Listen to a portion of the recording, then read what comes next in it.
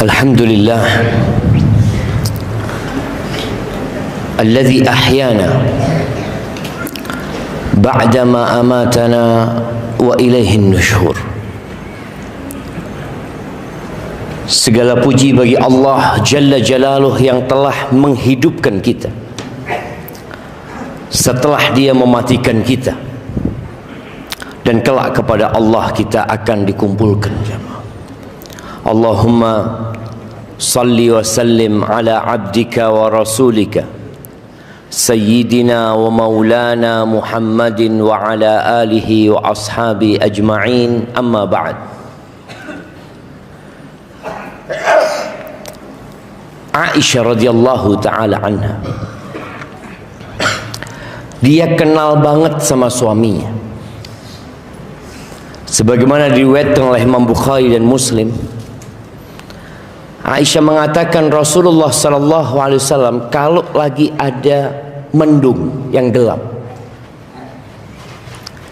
beliau itu kharaja wa dakhala, aqbala wa adbar. Beliau kayak orang yang kebingungan. Beliau keluar masuk rumahnya, beliau berjalan maju mundur, seperti ada sesuatu yang mencemaskan beliau. Lalu kalau hujan itu turun, beliau wajahnya berubah, senang beliau. Maka Aisyah mengatakan, ya Rasulullah, alaika salatu wassalam ya Rasulullah, innan nas idza ra'awul ghaim farihu raja'a an tumtiras sama.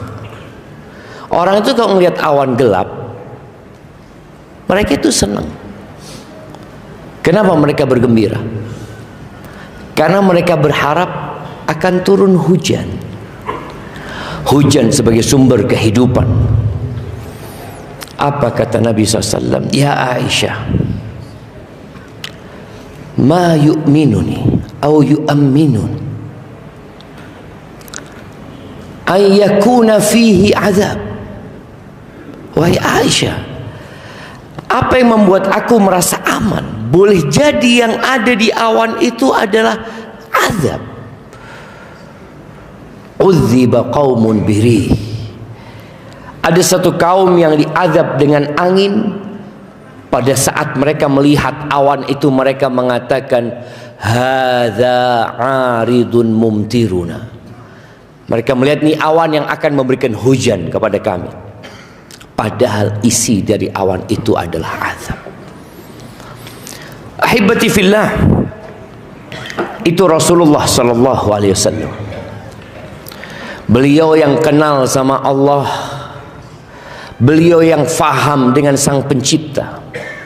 Bagaimana beliau menumbuhkan rasa takut di diri beliau sendiri dan diri istrinya dan diri umatnya agar tidak pernah merasa aman dari azab Allah Azza wa Jalla. Sebagian kita merasa berada di posisi yang nyaman secara ekonomi, secara pekerjaan, secara status, aman. Apakah dia berpikir Allah tidak akan mengazab dia tatkala dia berbuat dosa? Apa yang terjadi dan menimpa saudara-saudara kita di Palestina, mungkin saja itu terjadi di negeri kita. Jamaah rahimakumullah, siapa yang tidak berbuat dosa? Sebagian kita bukan lagi berlumuran dosa, tapi dia berada di kumbangan dosa. Kita melihat bagaimana salat subuh ini, yang kata Nabi alaihi salatu wassalam, athqalus salati alal munafiqin salatul isya wa salatul fajr. Salat yang paling berat buat orang munafik adalah salat isya dan salat subuh. Salat maghrib dengan mudah orang munafik ke masjid. Salat zuhur dan asar mereka meramaikan masjid. Tapi untuk salat subuh jamaah dan salat isya jarang yang ke masjid. Ini bicara orang munafik yang mereka masih salat. Allah menyebutkan tentang sifat mereka. Idza qamu ila sholati qamu kusala yura'una an-nas wa la yadhkuruna Allah illa qalila. Mereka apabila bangkit untuk mendirikan salat, mereka bangun dalam kondisi malas-malasan. Yura'una an-nas, ibadahnya cuma riya, pamer, ingin dilihat sama orang, ingin pengakuan dari orang lain agar dikatakan dia muslim. Wala yadhkuruna Allah illa qalila, tapi di diri mereka tidak mengingat Allah kecuali sedikit. Ahibati fillah, merasa aman dari azab Allah adalah salah satu sifat orang munafik. Kata Hasan Al-Basri rahimahullahu ta'ala, dia mengatakan, al-mu'min jama'a bainal ihsani wa makhafah. Orang beriman itu mengumpulkan antara ihsan, usaha untuk berbuat baik, berbuat ketaatan, plus rasa takut. Dia berbuat baik tapi takut. Wal munafiq jama'a baina isa'atin wa amn. Adapun orang munafik, dia mengumpulkan antara berbuat buruk, berbuat kejahatan, tapi merasa aman. Allah Ghafurur Rahim. Allah Maha Pengampun. Allah Maha Penyayang. Ahibati fillah, Allah menyuruh Nabi untuk memberitahu hamba-hamba Allah dengan firman-Nya, Nabi ibadi anni anal ghafurur rahim. Sampaikan kepada hamba-hambaku bahwasanya aku adalah Rabb yang Maha Pengampun dan Maha Pengasih. Wa anna azabi huwal azabul alim. Tapi azabku pedih.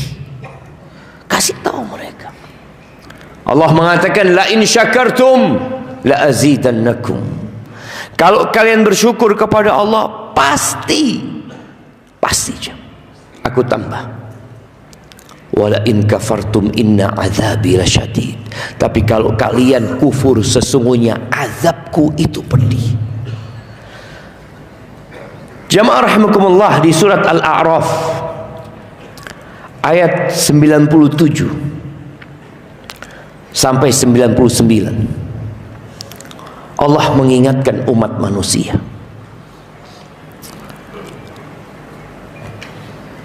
agar mereka bangun dari tidurnya, agar mereka sadar dari kelalaian mereka, agar mereka sedikit berhenti untuk merenungkan kehidupan ini. Allah mengatakan, afa amina ahlul qura ay ya'tiyahum ba'suna bayatan wa hum naimun. Apakah penduduk negeri itu merasa aman dari azab kami yang mungkin datang di malam hari dalam kondisi mereka tidur? Allah mampu mengguncangkan bumi ini 1 menit, digerakkan, atau Allah kirimkan hujan yang deras yang membuat mereka tenggelam dalam posisi mereka tidur. Dan apa yang dapat dilakukan oleh manusia tatkala Allah kirimkan azabnya di malam hari dalam posisi tidur? Mereka nggak mampu berbuat apa-apa. Lalu Allah katakan, awa amina ahlul qura an ya'tiyahum ba'suna duhan wa hum yal'abun. Apakah penduduk negeri itu merasa aman dari datangnya azab kami pada saat waktu duha, pada saat mereka bermain, pada saat mereka sibuk mengumpulkan harta? Apa yang dapat dilakukan oleh pasukan tentara Indonesia tatkala Allah berikan azab gempa? Mereka bisa berbuat apa, jemaah? Mereka akan keluarkan tank-tank mereka. Mereka akan pakai pesawat mereka. Nggak bisa, jemaah.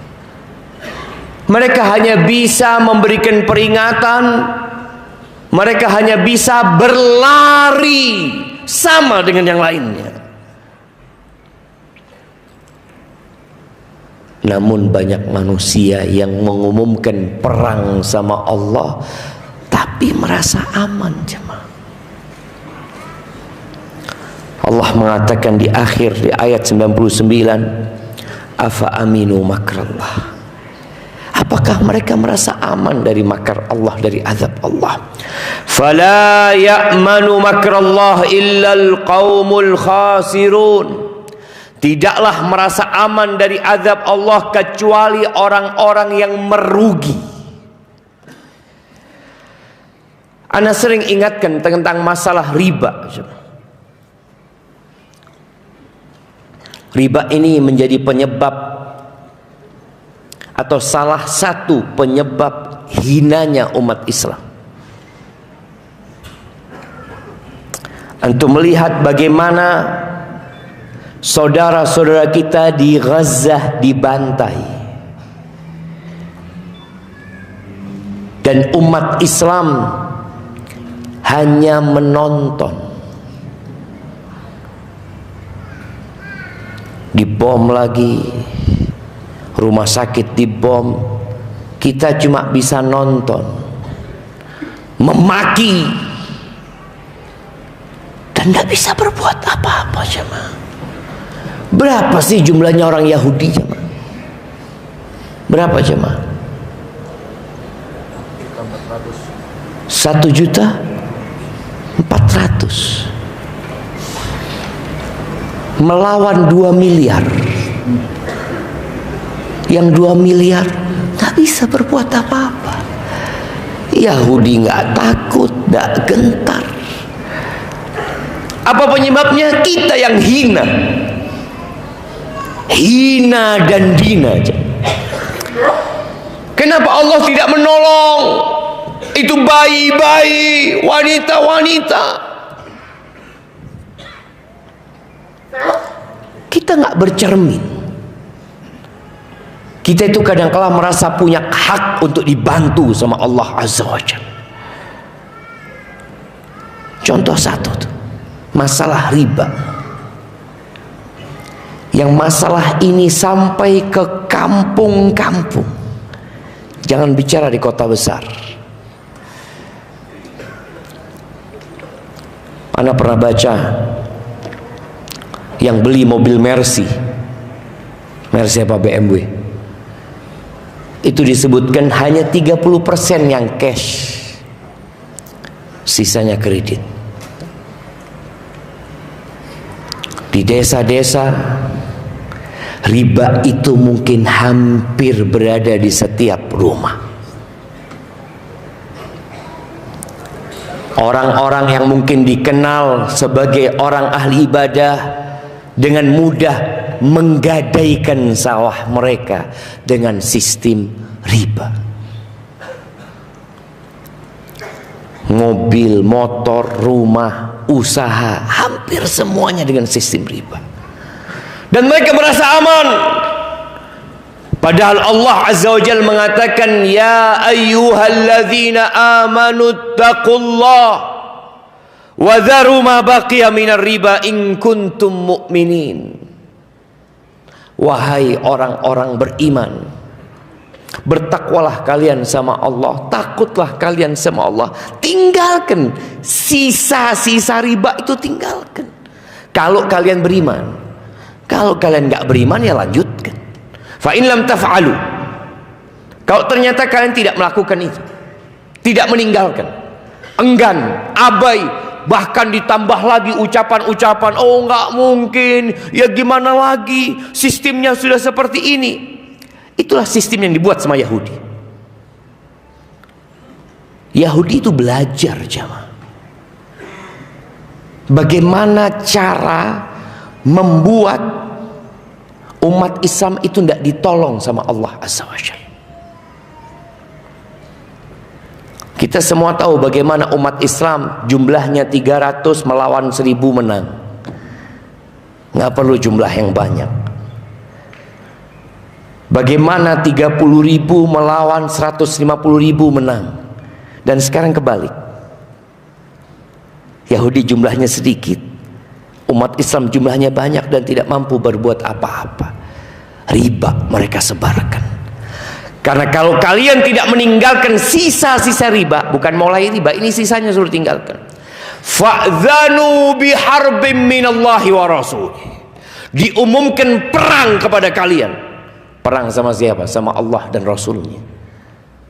Gimana mau ditolong saudara kita di Gaza? Di sini kita mengumumkan perang sama Tuhan, jemaah.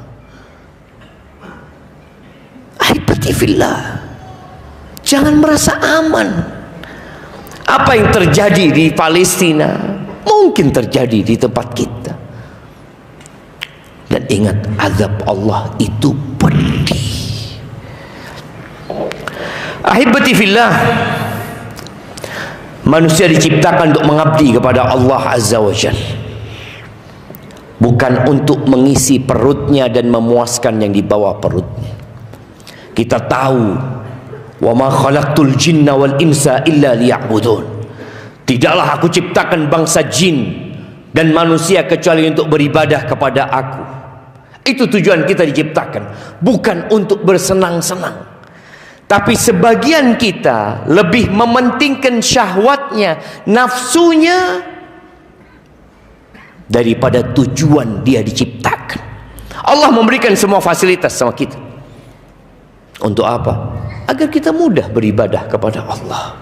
Allah berikan ujian kepada kita agar kita kembali kepada Allah Azza wa Jalla. Di surat Fatir ayat 45, Allah menyebutkan, kenapa kok banyak orang-orang zalim, banyak pelaku dosa, tapi masih nyaman hidupnya, masih eksis. Dia berbohong, dia berdusta, dia berbuat kezaliman. Yang namanya dosa jangan ditanya, mungkin semua dosa dia sudah lakukan. Dan hampir semua manusia, bahkan semua manusia melakukan dosa. Apa kata Allah Jalla Jalaluhu, walau yu'akhidullahu an-nas bima kasab. Apabila Allah itu memberikan azab kepada manusia, hukuman atas perbuatan mereka, ma taraka ala dhahriha min dabah, nggak ada yang hidup di muka bumi ini. Antum nggak akan melihat manusia di kota Malang ini, satu pun nggak ada. Antum tidak akan melihat binatang pun di tempat ini. Kalau Allah langsung memberikan azab. Tapi apa yang terjadi? Walakin yuakhiruhum ila ajalin musamma. Allah tunda, jemaah. Allah berikan kesempatan untuk bertobat bagi orang-orang itu, untuk kembali kepada Allah Azza wa Jalla.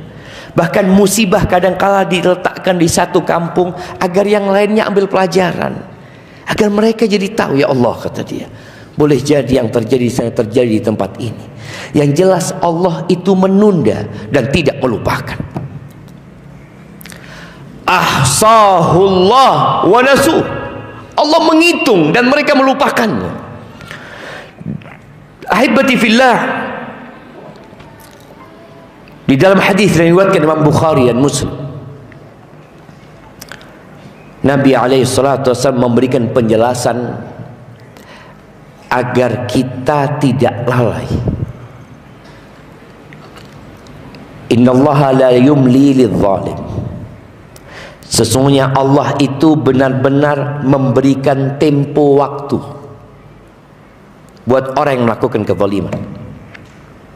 Yahudi menzalimin saudara-saudara kita, kok nggak diazab sama Allah ya? Antum nggak baca sejarah? Nabi kita alaihi salatu wassalam dilemparin batu di Taif. Dilemparin batu. Itu Nabi Muhammad SAW. Diusir seperti diusirnya anjing. Na'udzubillah min dzalik. Nabi kita Muhammad alaihi salatu wassalam di kota Mekah, beliau lagi sholat. Kita kadang-kadang dapat video orang lagi sholat dibubarkan, orang lagi sholat ditendang. Nabi alaihissalatu wassalam lagi sholat diletakkan ari-ari onta di pundak Nabi alaihissalatu wassalam yang sedang sujud alaihissalatu wassalam. Beliau lagi sholat dicekik sama Uqbah bin Abi Mu'aid di depan Ka'bah. Kok nggak diazab langsung ya sama Allah? Kemana Allah Azza wa Jal? Keluarga Ammar bin Yasir, bagaimana ibunya disiksa, lalu Abu Jahal mengambil tombak dan menusuk kemaluannya sampai mati. Kok nggak diazab Abu Jahal pada saat itu? Maka kita harus sadar bagaimana Allah memberikan ujian kepada kita. Dengan adanya orang-orang zalim itu, antum sabar apa enggak gitu loh. Ada orang yang gara-gara musibah yang menimpa dia, kemudian dia ragu dengan pertolongan Allah Azza wa Jalla. Atau dia merasa ana sudah baik, ana sudah sholat malam, ana sudah bersedekah, ana sudah berbagi, ana puasa Senin Kemis. Tapi kok musibah ini enggak berhenti? Kok orang-orang yang menzalimi ana masih bebas bernafas dan ana susah hidupnya? Ini kata Nabi SAW, innallaha la yumli lidh-dhalim. Sesungguhnya Allah itu benar-benar menunda buat orang zalim. Antum baca surat Al-Buruj, bagaimana Allah ceritakan tentang manusia yang mengazab, menyiksa umat Islam. Innal ladzina fatanul mu'minina wal mu'minati thumma lam yatubu. Sesungguhnya orang-orang yang menyiksa orang-orang beriman yang laki-laki dan wanita, thumma lam yatubu, kemudian tidak bertobat. Artinya kalau dia bertobat, Allah terima tobatnya. Apa yang dilakukan oleh mereka jemaah? Mereka membuat parit jemaah, kemudian dilemparkan kayu bakar di sana, lalu mereka hidupkan, mereka sulut itu api. 20.000 umat Islam satu hari dibakar di sana. Allah masih kasih tawaran kepada mereka, diajak tobat gitu loh. Thumma lam yatubu, kemudian mereka tidak bertobat. Kalau mereka bertobat, yang membunuh 100 orang diterima tobatnya jemaah. Yang berzina diterima tobatnya. Itulah Allah Rabbul Alamin. Yang membunuh Hamzah diterima tobatnya.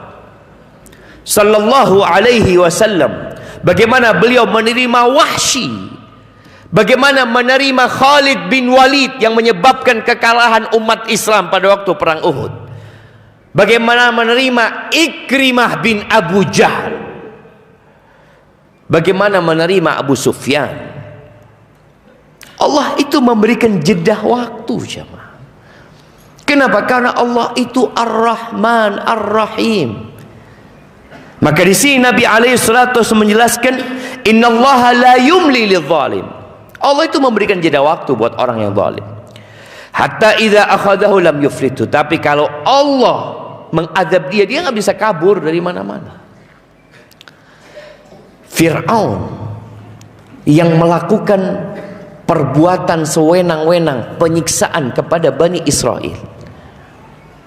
Bagaimana Fir'aun memerintahkan bala tentaranya untuk menjembelih bayi laki-laki, jemaah. Di Bani Israel, memperbudak Bani Israel. Allah memerintahkan Nabi Musa untuk menjumpai Fir'aun, untuk mengajak Fir'aun kepada Allah Azza wa Jal. Apa kata Allah? Faqula lahu qawlan layyina la'allahu yatadzakkaru aw yakhsha. Katakan kepada Fir'aun ucapan yang lembut. Lembut. Sama Fir'aun disuruh lembut Nabi Musa. Sebagian kita ngomongnya kasar sama istrinya, kasar sama orang tuanya, kasar sama orang-orang yang seharusnya dia hormatin dan dia hargai. Ini Fir'aun. Dan Nabi Musa mendakwai Fir'aun ketika umur 40 tahun. Dan menunggu Fir'aun ditenggelamkan 40 tahun kemudian. Diuji, jemaah. Antum sabar apa enggak? Kemudian antum perlu ngelihat, emangnya mereka aja yang zalim? Boleh jadi anda juga zalim sama orang lain. Adz-dzulmu dzulumat yaumal qiyamah. Kezaliman itu kegelapan pada hari kiamat. Qala Abu Musa al-Asy'ari ketika meriwayatkan hadis ini, thumma qara'a wa kadzalika akhdhu rabbika idza akhadhal qura wa hiya zalimah inna akhdahu alim syadid. Begitulah ini ayat di surat Hud ayat 102. Nabi atau Abu Musa menyebutkan ayat ini. Begitulah Allah apabila memberikan hukuman kepada satu negeri dalam kondisi negeri itu zalim, inna akhdahu alimun syadid. Hukuman yang Allah berikan, azab yang Allah berikan alim, memilukan, menyakitkan dan keras. Ahibati fillah, orang beriman walaupun dia senantiasa melakukan ketaatan kepada Allah, dia harus sadar dia sudah ditakdirkan berbuat dosa. Habis salat subuh tadi antum baca apa? Astaghfirullah, astaghfirullah, astaghfirullah. Habis salat kita istighfar, mohon ampun sama Allah Azza wa Jalla. Yang sholat malam, yang tegak berdiri menghadap Tuhannya pada saat orang-orang tidur, apa yang dia baca selesai sholat malam menunggu waktu subuh? Allah Azza wa Jalla menyebutkan, kanu qalilan minal laili ma yahja'un wa bil ashari hum yastaghfirun. Mereka adalah orang-orang ini sifat penghuni surga. Mereka adalah orang-orang yang tidurnya sedikit. Sedikit badan dia menyentuh kasurnya. Dan di waktu sahur mereka beristighfar. Ini orang soleh, orang baik malah banyak istighfarnya, maka malah banyak tobatnya. Nabi alaihi salatu wasallam memberikan contoh. Beliau mengatakan, ayyuhan nas tubu ilallah wastaghfiruh. Wahai umat manusia, kalian bertobatlah kepada Allah dan beristighfarlah, mohon ampun kepadanya. Jamaah, ucapan ini disampaikan kepada siapa? Abu Bakar, Umar, Utsman, Ali, Abdurrahman bin Auf, disampaikan kepada orang-orang yang ada di Masjid Nabawi, yang tentunya 10 sahabat yang dijamin masuk surga menjadi orang-orang yang paling terdepan. Beliau menyampaikan kepada mereka, kalian bertobatlah dan beristighfarlah kepada Allah, fa inni atubu ilallah wa astaghfiruhu fil yawm akthar min 70 marrah. Aku kata Nabi SAW pada waktu itu mengatakan, aku saja dalam sehari aku bertobat dan beristighfar mohon ampun kepada Allah lebih 70 kali. Itu Nabi alaihissalam. Makom taubat ini jamaah bukan makomnya orang pelaku dosa. Kadang-kadang sebagian orang yang katakan antum banyak tobat ya, ada orang sakit parah ya, antum katakan kepada dia, antum kayaknya harus banyak istighfar. Antum suudzon sama mana? Lu kok suudzon? Nabi nyuruh sahabatnya, Nabi beristighfar mohon ampun kepada Allah dalam sehari lebih dari 70 kali. Ketika Abu Bakar As-Siddiq radhiyallahu taala anhu, yang kalau imannya Abu Bakar ditimbang sama imannya umat Nabi SAW lebih berat imannya Abu Bakar. Seperti apa sih Abu Bakar? Beliau datang kepada Nabi SAW mengatakan, ya Rasulullah, alimni du'aan aqra'uhu fi salati. Ajarkan kepada aku doa yang aku baca ketika aku sholat.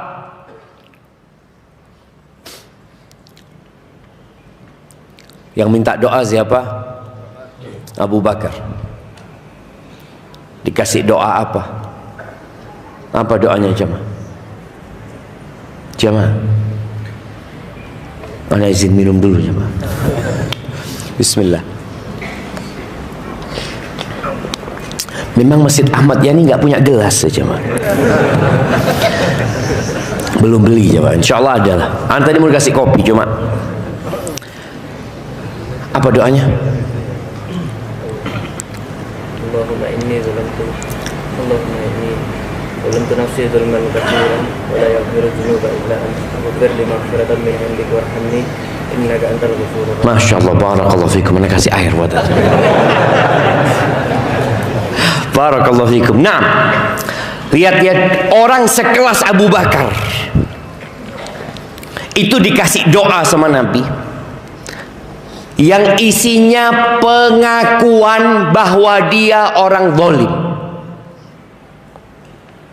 Dengan mengatakan Abu Bakar, katakan Allahumma inni zalamtu nafsi zulman katsira.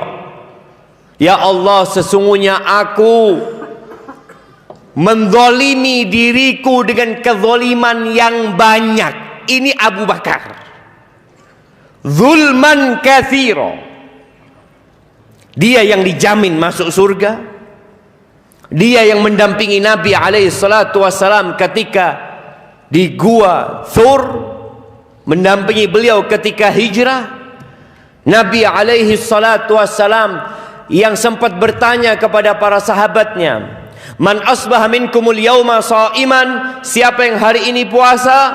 Abu Bakar angkat tangan mengatakan ana. Man asbaha minkumul yaum tasaddaqa ala miskin, siapa yang hari ini sedekah buat orang miskin? Kata Abu Bakar, ana. Man asbaha minkumul yaum ya'udu maridhan, siapa yang hari ini membesuk orang sakit? Kata Abu Bakar, ana. Siapa yang hari ini mengantarkan jenazah? Kata Abu Bakar, ana. Jadi Abu Bakar ini orang yang sangat semangat untuk melakukan ketaatan. Antum kira-kira kalau dijamin masuk surga, gimana antum? Antum insya Allah masuk surga. Alhamdulillah, tidak usah nak masjid meneng wis. Kita lihat Abu Bakar jamaah. Nabi alaihissalam mengatakan, majtama'na fi imri'in illa dakhala al-jannah. Tidaklah berkumpul itu kriteria, itu amalan di satu orang kecuali surga tempatnya dia. Tapi ketika minta doa, habis waktunya. Ini tanda selesai. Ketika minta doa, dikasih doa pengakuan akan kesalahan. Allahumma inni zalamtu nafsi zulman katsiran wa la yaghfiru dzunuba illa anta. Dan tidak ada yang mengampuni dosa kecuali Engkau ya Allah. Yang pertama mengakui dengan pengakuan yang sangat mutlak. Dia tidak mengatakan, iya aku adalah dosa ya Allah. Bukan ada jemaah, banyak. Lalu dia memuji Allah, nggak ada yang ngampuni dosa kecuali Engkau ya Allah. Faghfirli maghfiratan min indika warhamni. Ya Allah, ampuni aku dengan ampunan dari sisimu ya Allah, dan kasihi aku ya Allah, rahmati aku. Innaka antal ghafurur rahim. Sesungguhnya Engkau Maha Pengampun dan Maha Pengasih. Itu jemaah. Bagaimana orang ketika bertambah imannya, bertambah rasa takutnya.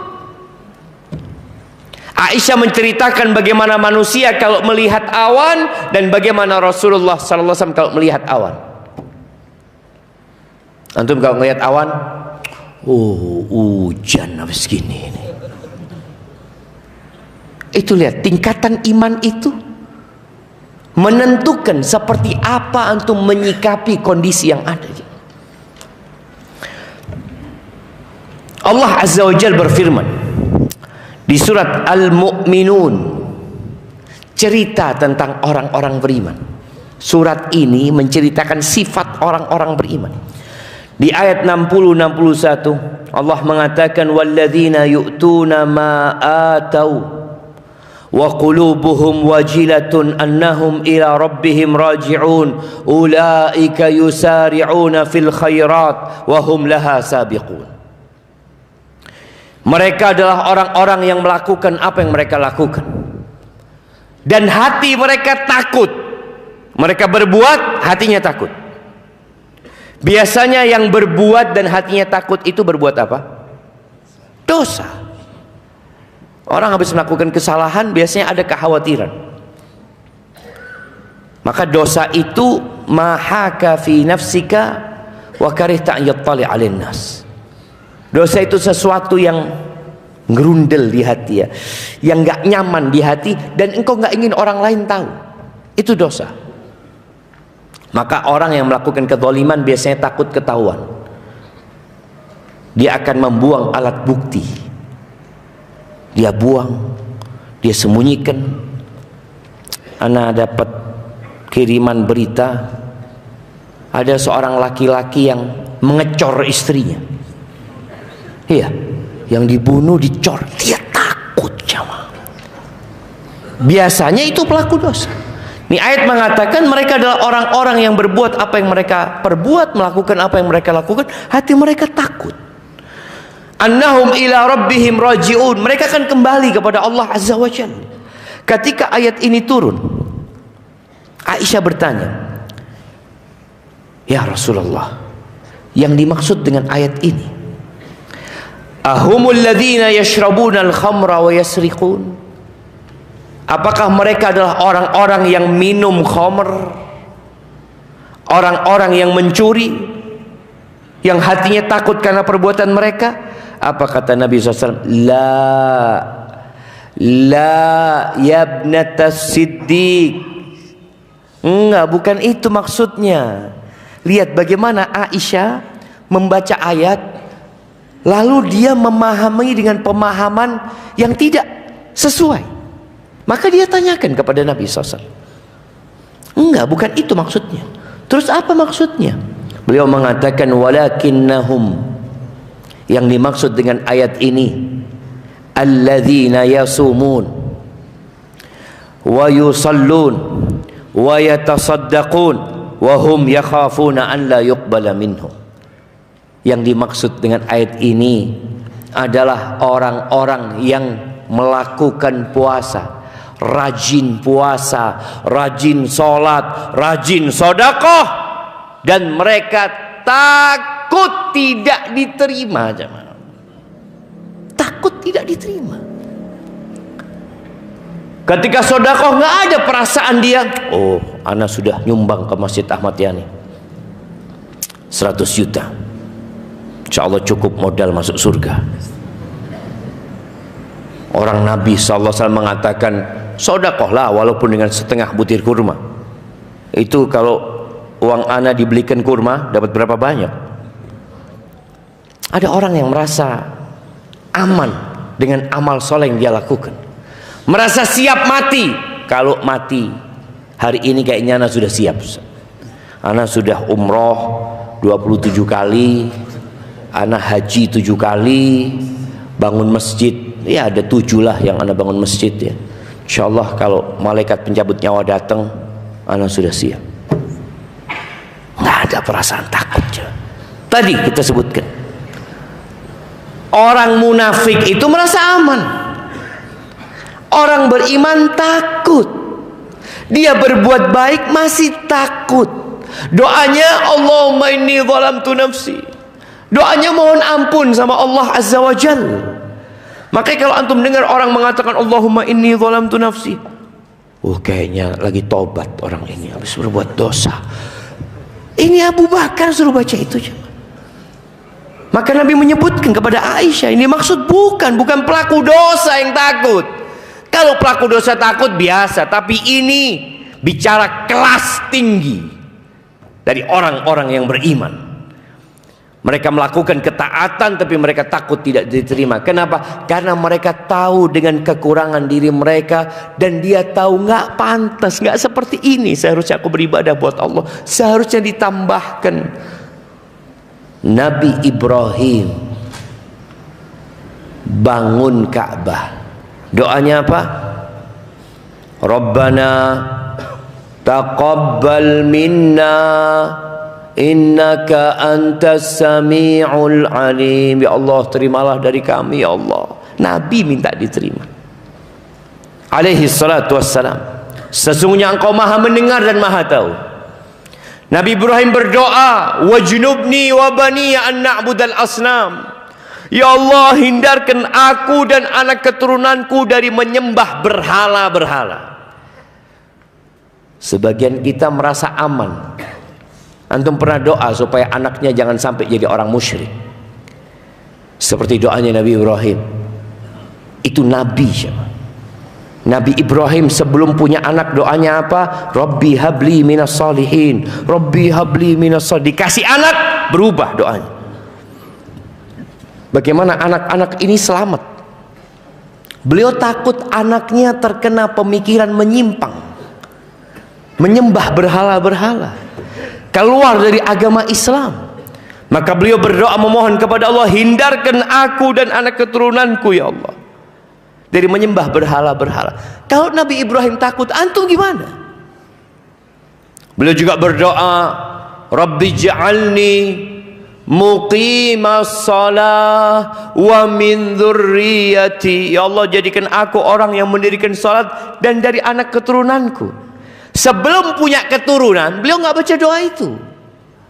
Tapi ketika punya keturunan, dalam doa beliau disisipkan anaknya, disisipkan keturunannya. Terus Nabi Ibrahim berdoa alaihi salatu wassalam. Kenapa beliau melakukan itu? Karena ada rasa takut. Orang kalau nggak punya rasa takut jemaah, ia merasa aman. Antum kayak jalan sini nggak pakai helm, nah polisi ini sih turuh. Polisinya masih tidur, antum nggak takut kan? Iya biasa. Tapi ketika antum tahu, oh ada razia di sana, antum pakai helm kalau bisa 2, supaya nunjukkan ke polisi ya, loh, anak pakai helm bapak. Artinya ada perasaan takut, kemudian aku melakukan perbuatan yang menyebabkan rasa takut itu jadi aman. Jamaah rahimakumullah, Ibnu Mas'ud, sahabat Nabi radhiyallahu ta'ala anhu, yang 2 betisnya lebih berat daripada gunung Uhud. Ibnu Mas'ud radhiyallahu anhu, yang Nabi berpesan yang ingin membaca Al-Quran seperti diturunkan, segar bacanya sama Abdullah bin Mas'ud radhiyallahu anhu. Ibnu Mas'ud ini yang bawa kepalanya Abu Jahal. membawa kepada Nabi SAW ketika perang Badar radhiyallahu ta'ala anhu. Apa kata beliau? Menyebutkan generasi para sahabat dan mengomentari generasi para tabi'in. Beliau mengatakan, innal mu'min yara dhunubahu ka'annahu fi asri jabalin yakhafu an yaqa alaih. Sesungguhnya orang beriman itu melihat dosa-dosanya seperti gunung, dan dia ada di bawah gunung. Gunung ini kayaknya mau longsor. Sedangkan orang fajir itu melihat dosanya seperti lalat yang hinggap di hidungnya. Diginikan sudah terbang, sudah habis. Terbang lalat itu. Disebutkan dalam riwayat lain, kalian nih sekarang melakukan dosa yang kalau dulu para sahabat takut mereka, sekarang merasa aman. Apa penyebabnya? Tingkatan keimanan yang berubah. Kita nggak kenal sama Allah Azza wa Jalla. Makanya kajian tentang Allah itu penting. Mengenal Allah lewat asma'ullah al-husna. Mengenal Allah Jalla Jalaluh lewat ayat-ayat Quran yang Allah turunkan kepada Nabi alaihi salatu wassalam, sehingga tumbuh rasa takut dan tidak pernah merasa aman. Ahibati fillah, para nabi alaihimus salatu wassalam, jangan ditanya amalan mereka. Bagaimana mereka adalah orang yang paling takut kepada Allah Azza wa Jalla. Mereka adalah orang yang paling ngerti sama Allah Azza wa Jalla. Lihat bagaimana Nabi sholat sampai bengkak kakinya. Sebagian kita, kapan kakinya bengkak? Main bola, cedera. Pernah antum sholat sampai bengkak kaki? Sahabat heran ketika Bilal bin Rabah, ya, ini suatu malam Aisyah menceritakan Nabi SAW bermalam di rumahnya. Itu waktunya Aisyah. Aisyah dapat waktu itu 9 malam sekali, sebelum Saudah memberikan waktunya dia. Artinya kalau Nabi lagi bermalam di tempat dia, ini sesuatu yang sangat spesial sekali. Ketika beliau lagi berduaan di atas kasur bersama Aisyah, Nabi ngomong sama Aisyah, ya Aisyah, ata'dhaninani an unajiya Rabbi, engkau mengizinkan nggak buat aku?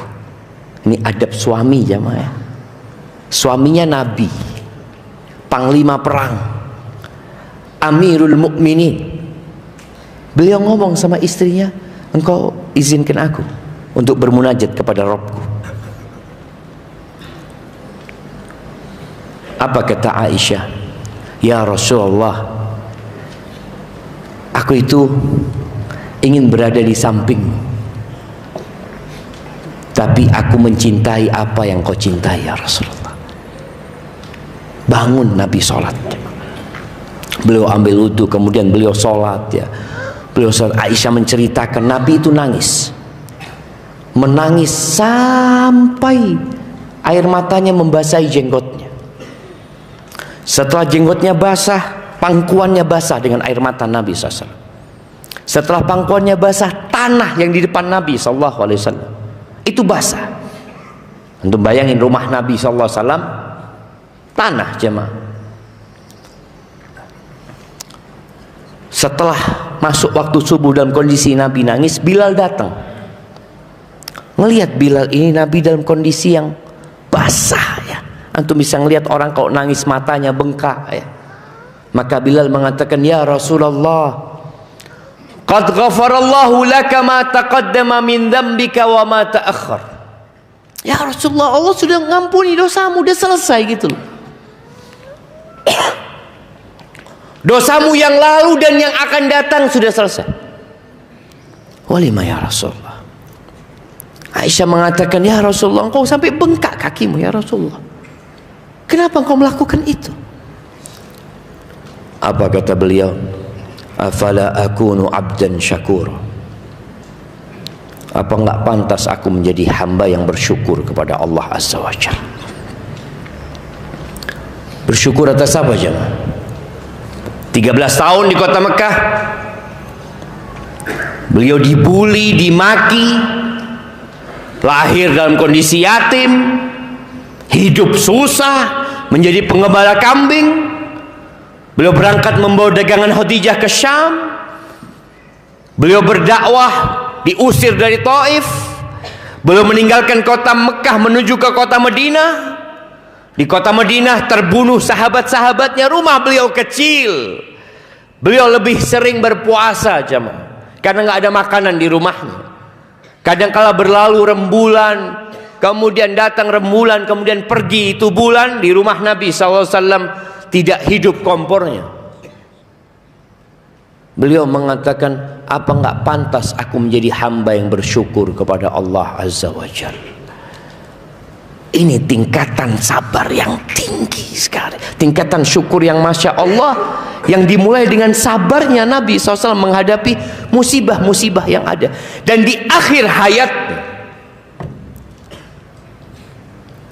turun firman Allah, Idza jaa nasrullahi wal fath wa ra'aitan nas yadkhuluna fi dinillahi afwaja.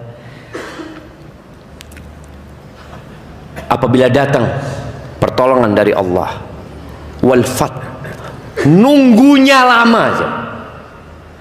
Kapan kota Mekah ditaklukkan? Kapan jemaah? Tahun ke-8 Hijriah.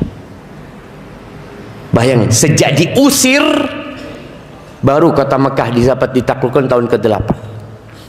Apabila datang kepadamu pertolongan Allah dan kemenangan, dan engkau melihat umat manusia berbondong-bondong masuk ke dalam agama Allah ini, apa yang harus engkau lakukan? Fasabbih bihamdi rabbika wastaghfir. Hendaklah engkau menyucikan Allah, bertasbih dengan memuji Allah, dan beristighfar. Innahu kana tawwaba. Nabi disuruh istighfar sama Allah langsung. Apa yang Nabi lakukan setelah itu? Setelah turunnya ayat itu, beliau merubah bacaan ruku dan sujudnya. Beliau lebih sering membaca Subhanakallahumma wa bihamdika Allahumma gfirli. Bacaan yang lain boleh, Subhana rabbiyal azim ketika sujud ruku, Subhana rabbiyal azim ketika sujud, Subhana rabbiyal a'la. Tapi setelah turun ayat ini, kata Aisyah, Nabi lebih sering membaca Subhanakallahumma wa bihamdika Allahumma gfirli. Maha suci engkau ya Allah, segala pujian untukmu, ampuni aku ya Allah. Ya, kayaknya sudah habis jemaah. Aqulu qauli hadza wa astaghfirullah li wa lakum. Itu yang dapat Anda sampaikan. Apabila benar dari Allah Jalla Jalaluh, kalau salah dari diri Ana pribadi, masih ada waktu 10 menit. Kalau ada pertanyaan yang tertulis, kirimkan ke sini jamaah. Bismillah. Harapan Ana nggak ada pertanyaan. Enggak minum kopi.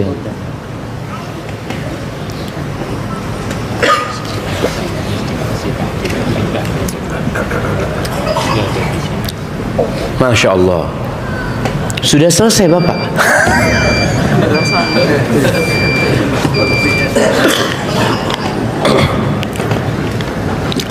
Mohon izin Ustaz, bagaimana caranya memerangi riba sedangkan saya bekerja gaji saya melalui bank. Ya, ada hal-hal yang tidak bisa dihindarin. Dan sudah Masya Allah, jazakallah khair. Ada hal-hal yang bisa kita tinggalkan. Ada transaksi yang harus melalui rekening-rekening tersebut. Usahakan kita tidak meletakkan uang yang digunakan oleh bank tersebut untuk melakukan riba. Orang yang deposit ya, atau orang yang punya uang dengan jumlah besar di rekening yang ribawi, kira-kira uang kita dipakai nggak sama bank?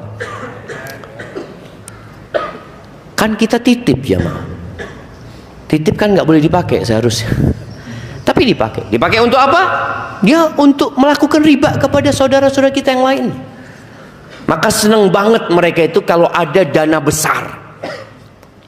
Tadi kalau antum cuma urusan gaji, ya antum ambil untuk kebutuhan antum. Tapi kalau untuk nabung, kita bersyukur ya dengan adanya bank-bank syariah, bank muamalat, mungkin sekarang ada BSI. Walaupun mereka belum full syariah, tapi usaha itu ada. Proses dilakukan. Dan adanya bank syariat itu tuntutan dari umat Islam. Bayangin ya, sejak kita merdeka nggak ada bank syariah. Tahun berapa bank syariat itu baru mulai muncul? Tahun 89-90 ya.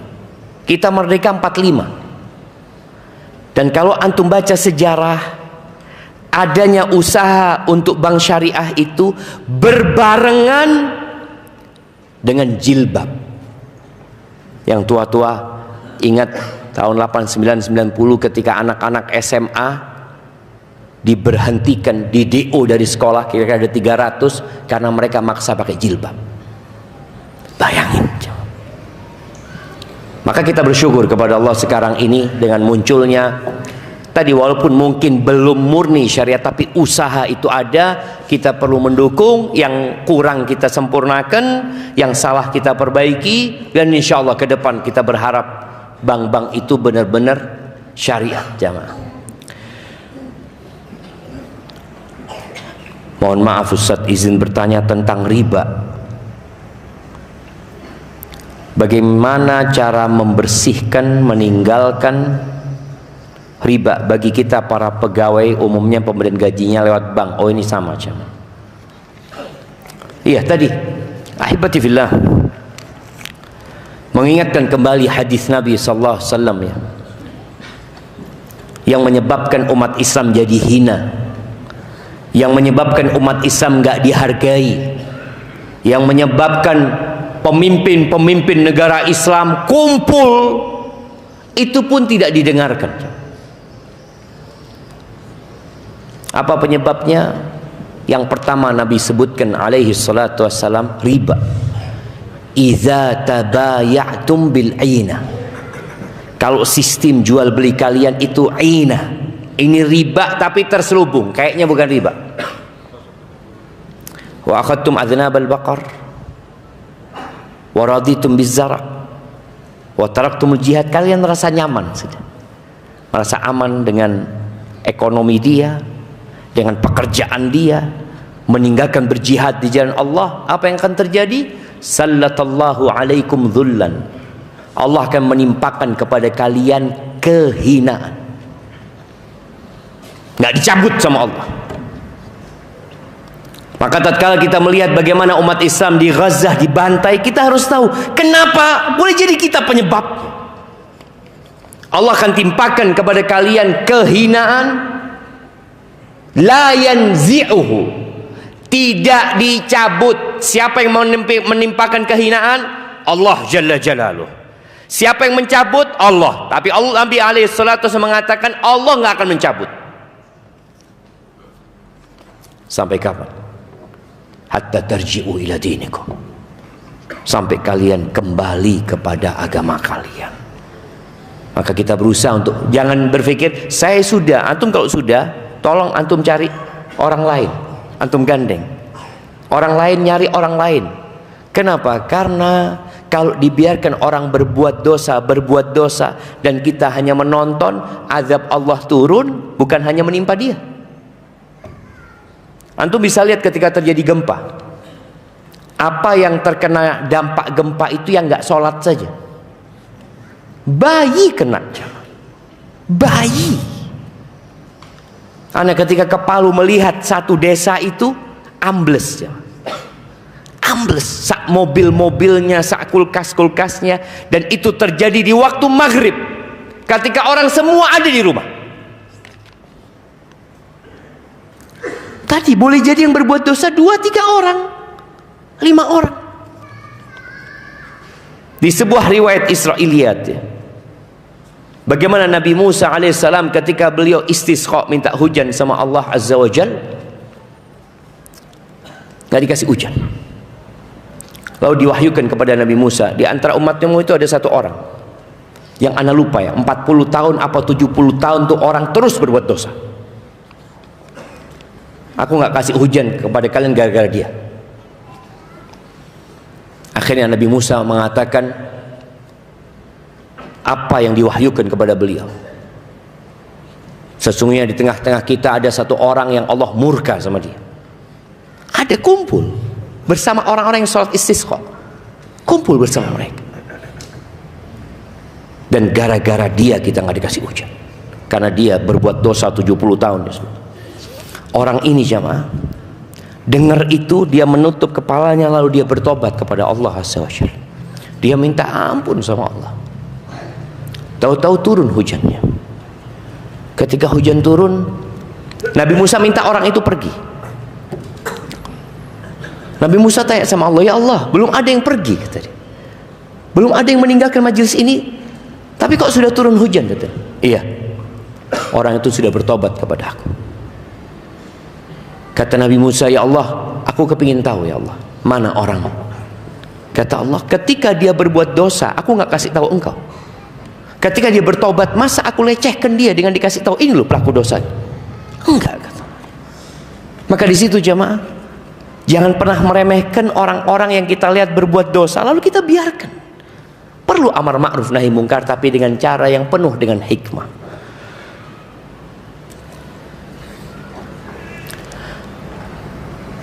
Terkait memerangi Yahudi dan Islam, memenangi peperangan di saat bebatuan berbicara, saat tentara-tentara Hizbullah sementara berbicara kepada tentara-tentara, kepada umat Islam ya, sementara pohon ada pohon qorqot namanya, yang tidak membocorkan keberadaan tentara Yahudi. Akhirnya Yahudi ini saat ini menanam pohon itu sebanyak-banyaknya. Bagaimana menyikapi hal ini? Antum mau potong pohonnya? Antum jadilah orang baik. Kok sekarang mikir pohonnya gimana ya, urusan pohonnya itu? Mau ditegur aja pohonnya. Jamaah, Yahudi itu percaya dan kita percaya. Maka yang harus antum lakukan, bagaimana antum menjadi pasukan Allah pada saat itu, dengan cara jadi orang baik, jadi orang soleh. Dan itu kejadiannya nanti setelah turunnya Nabi Isa alaihissalam. Jadi ada 2 kali jamaah, ada 2 fase di mana Yahudi nanti akan hilang dari Palestina, karena pemerintahan Islam akan ada di sana. Nabi Isa ketika turun di Syam situ, tapi Yahudi belum habis dari dunia ini. Masih ada di mana Yahudi? Di Iran, di Asfahan, yang mereka menunggu Dajjal di sana. Ketika Dajjal keluar, Yahudi ini ikut. Ketika itulah yang pohon-pohon akan berbicara. Saat itu dunia akan bersih dari orang Yahudi. Yahudi percaya mereka akan dihabiskan. Maka kalau mereka tanam pohon qorqot itu, antum tenang aja jamaah. Antum bagaimana menjadi orang soleh.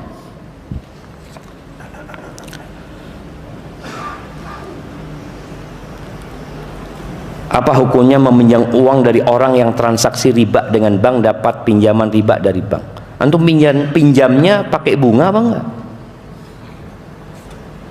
Karena ada orang pinjam dari bank dengan bunga berapa persen, lalu dia pinjamkan lagi dengan bunga yang lebih tinggi lagi, sama aja ribanya.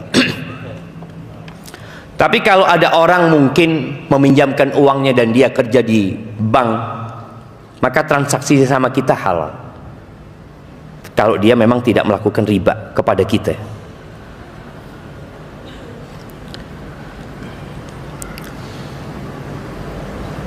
Izin bertanya Ustaz, pertanyaan dari teman ana.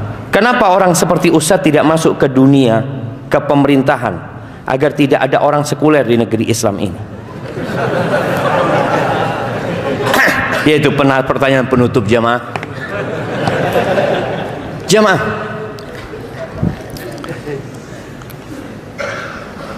kalau antum lihat bupati, wali kota, gubernur, presiden, DPR, siapa yang milih? Ya antum ini. Jadi yang harus dibenerin siapa? Ya rakyatnya yang dibenerin. Ya rakyat kasih 50.000 langsung. Yang mana nomor berapa? Nomor sekian. Oh ya, bismillah. Rakyatnya kayak gini. Jadi antum itu berpikir harus realistis. Ini loh rakyatnya kayak gini. Kalau rakyatnya benar, kira-kira yang dipilih yang benar apa yang jahat? Yang benar.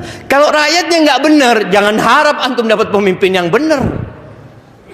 Kalau sekarang rakyatnya yang benar 30%, yang nggak benar 70%, kira-kira yang jadi pemimpin yang 70%. Maka bagaimana antum membuat yang 70% itu jadi baik, jadi soleh, jadi takut sama Allah Azza wa Jal.